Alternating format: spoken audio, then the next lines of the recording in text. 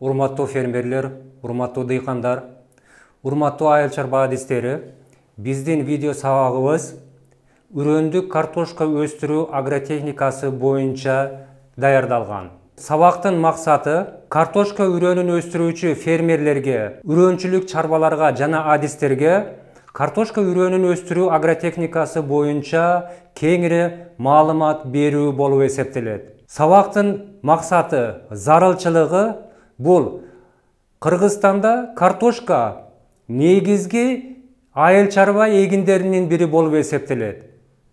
Бул эгин бир гана азык түлүк жагынан эле эмес, бул өлкөнүн экономикасындагы мааниси чоң. Кыргызстанда картошка өстүрүү боюнча климаттык шарттары, ресурстары жетиштүү. Акыркы жылдарда картошканын өстүрүү аянттары кеңири өсүп жатат. Азыркы мезгилде картошка өстүрүүчү ишкерлер, чарбалар бир гана өзүбүздүн фермерлерди картошка үрөндөрү менен камсыз кылбай, картошка үрөнүн четке чыгарып сатуу, анын артынан киреше алып келүү иштерин дагы жүргүзүп жатат. Мисалга ала турган болсок, Чоң Алай районуна караштуу картошка үрөнчүлүк чарба быйылкы жылда коңшулаш Өзбекстан фермерлери менен 100 тонна картошка үрөнүн жеткирип берүүгө келишим түзүлүп, ошондой эле картошка үрөнүн Өзбекстанга туруктуу түрдө жеткирип берүү боюнча сүйлөшүүлөр жүргүзүлүп жатат. Кыргызстанда картошка үрөнчүлүгүнүн кандай түрлөрү бар? Биринчи, картошка үрөнүн өндүрүүнүн оригиналдык түрү. Бул жерде негизинен лабораториялык жол менен жүргүзүлүп, меристемалык продукция алынат. Же болбосо, муну көбүнчө вирустан арылтылган картофель өндүрүү болуп эсептелет. Картошканын элиталык үрөнчүлүгү.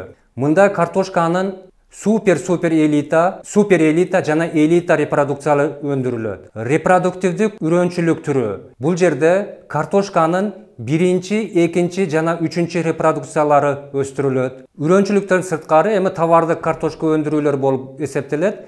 Товардык картошка өстүрүүчүлөргө биз жогоруда айтылып өткөн үрөнчүлүктүн түрлөрү кызмат көрсөтөт. Картошка өстүрүү кандай шарттарда, кандай эрежелер менен жүргүзүлүшү керек? Биринчи кезекте картошка үрөнүн өстүрүүнүн шарттарынан бири болуп, бул өстүрүлүп жаткан аймак же болбосо участок деңиз деңгээлинен 1800 метр жогоруда болуш керек, кеминде. Себеби мындай шарттарда картошканын илдеттери жана зыянкечтери аз болот. Айрыкча вирустук илдеттерин таркатуучу өсүмдүк биттери бул шарттарда жашай албайт. Жана өсүмдүктөрдүн илдеттеринин таркалышуусу өтө жай жүрөт. Мына ошондуктан эң биринчи шарттарынан бири бул деңиз деңгээлинен 1800 метр бийиктикте өстүрүлүшү керек. Картошка үрөнүн өстүрүлүүчү талаалар сөзсүз түрдө аралык изоляцияда болуш керек. Азык-түлүк картошка өстүрүү аянттарынан жана ит жүзүм урусундагы өсүмдүктөрдөн 100-500 метрге чейинки аралык изоляциялар сакталышы керек. Картошка үрөнүн өстүрүүдө которуштуруп айдоо толук сакталышы керек.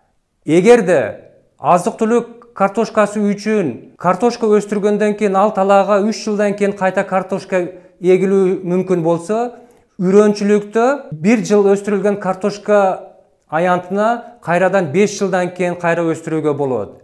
Ошондой эле алардын алдыңкы эгиндери болуп, ит жүзүм урусуна кирген картошкадан сырткары помидор, баклажан, болгар калемпирлеринен кийин үрөндүк картошка өстүрүүгө мүмкүн эмес. Топурак азык элементтерге бай болуш керек. Себеби үрөндүк картошканын сапаттары, анын өнүмдүүлүгү, өнүп чыгуу энергиялары качан гана бардык азык элементтери менен камсыз болгон мезгилде жогорку деңгээлде болушу мүмкүн. Ошондуктан үрөнчүлүк картошканы өстүрүүдө тандалган участкада жогорку асылдуу топурактарда өстүрүлүшү керек.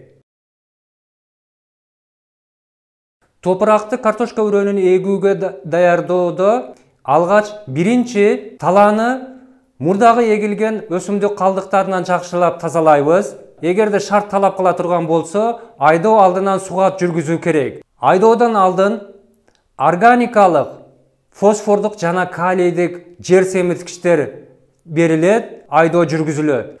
Айдоо жүргүзгөндөн кийин талааны малалоо жүргүзүлөт. Ошондой эле тала четтерин же болбосо керектүү жерлерин кол менен дагы тегиздөө керек.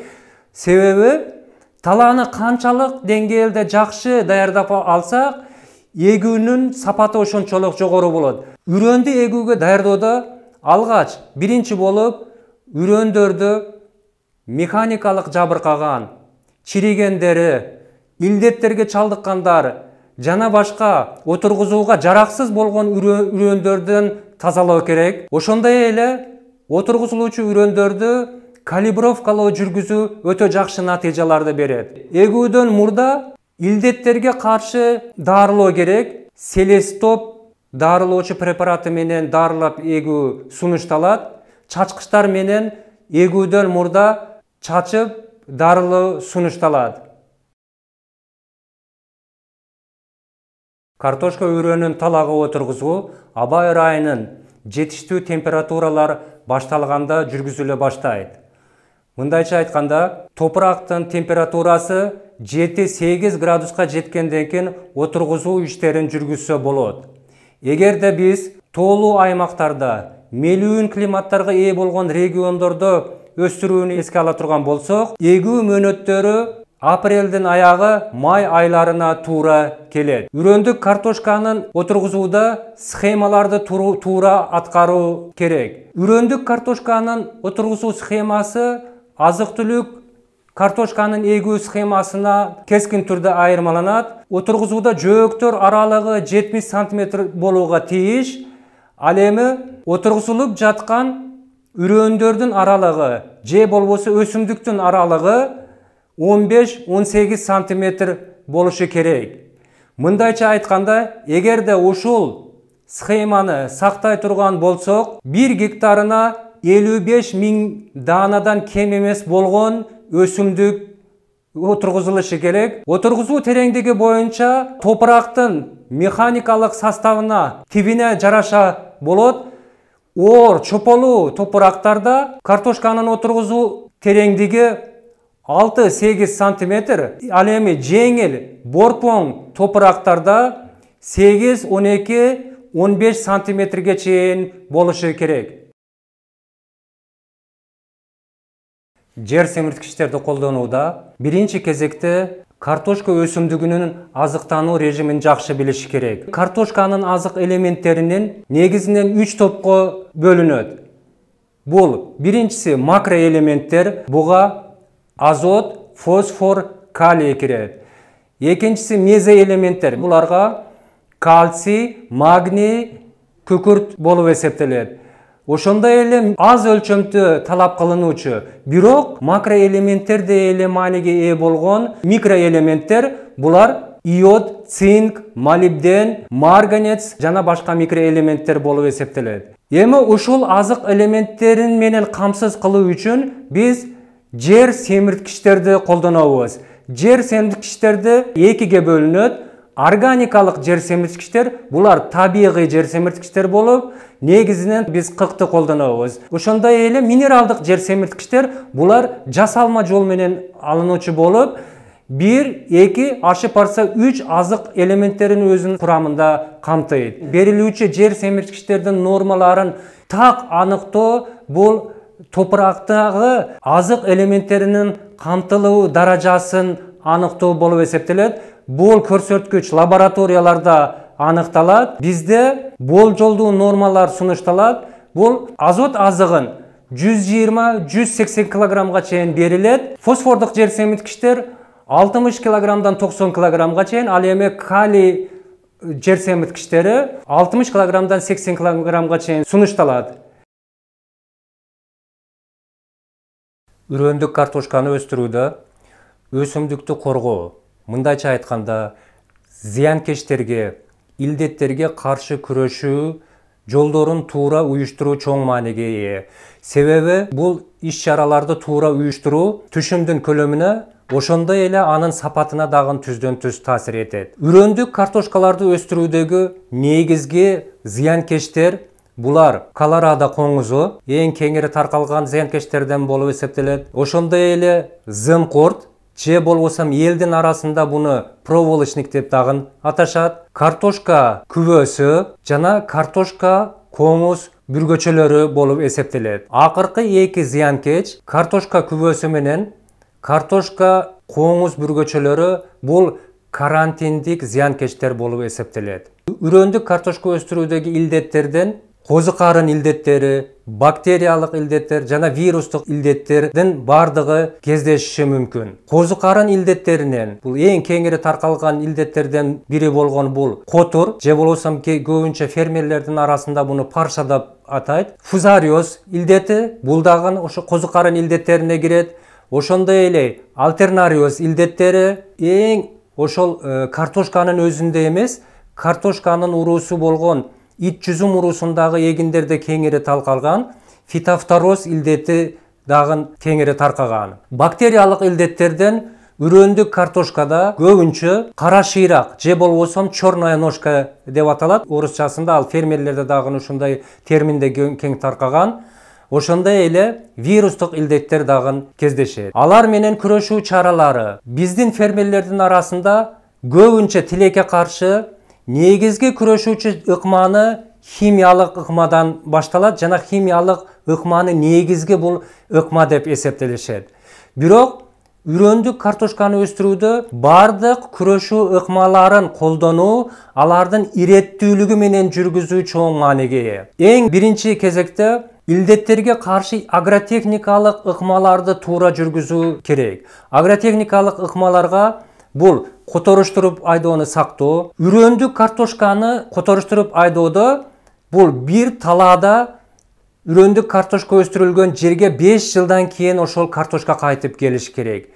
Азык-түлүк продукцияларында эми көп дыйкандар билишет, бул талап 3 жыл болсо, ал эми үрөндүк картошкада которуштуруп айдоодогу талоо бул 5 жыл эсептелет. Үрөндүк картошка өстүрүүчү региондордо көбүнчө бул бийик, мелүүн климатка ээ болгон зоналарда өстүрүлгөндүктөн, ал жердеги негизги картошкадан жакшы алдыңкы эгиндери болуп, булар дан эгиндери, көп жылдык чөп өсүмдүктөрү болуп эсептелет. Агротехникалык эрежелерге ошондой эле сапаттуу үрөндөрдү колдонуу чоң мааниге. Мындайча айтканда, репродукциясы жогору болгон үрөндөрдү колдонуу керек. Дагы агротехникалык иш-чаралардан маанилүүлөрү болуп, бул үрөндүк картошка өсүмдүгүн туура тамактандыруу, же болбосо мындайча айтканда, бардык элементтер менен камсыз кылуу болуп, жер семирткичтерди колдонуу системасын туура жүргүзүү дагы өтө маанилүү болуп эсептелет. Себеби эгерде өсүмдүк канчалык деңгээлде талап кылган элементтер менен камсыз кылынгандан кийин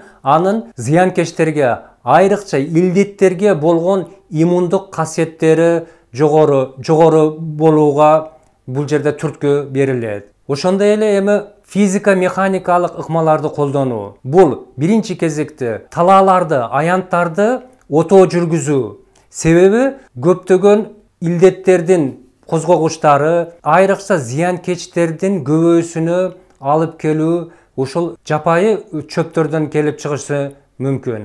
Ошондой эле бир илдеттер башталган же зыянкечтер көрүнгөн жерде өсүмдүктөрдү алып, аны талаадан алып чыгып, жок кылуу максат ылайыктуу болуп эсептелет. Ошондой эле үрөндүк картошка өстүрүүдө зыянкечтерге жана илдеттерге каршы күрөшүүдө үрөндөрдү дарылоо бул агротехникалык иш-чаралардын эң талап кылган маанилүүлөрүнөн бири болуп эсептелинет. Азыркы кезде картошка үрөнүн эгүүдөн мурда селестоп препараты менен дарылоо жакшы натыйжаларды берип жатат.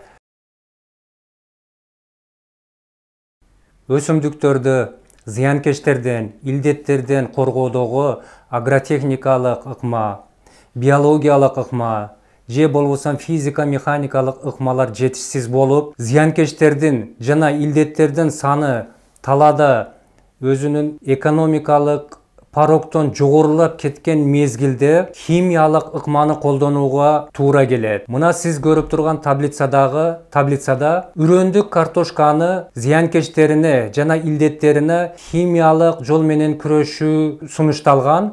Бирок бул химиялык препараттарды колдонууда, бул ыкманы иштетүүдө сиздерге эксперттерден, адистерден сунуш алып, кеңеш алып жүргүзүүнү биз сиздерге сунуштайт элек.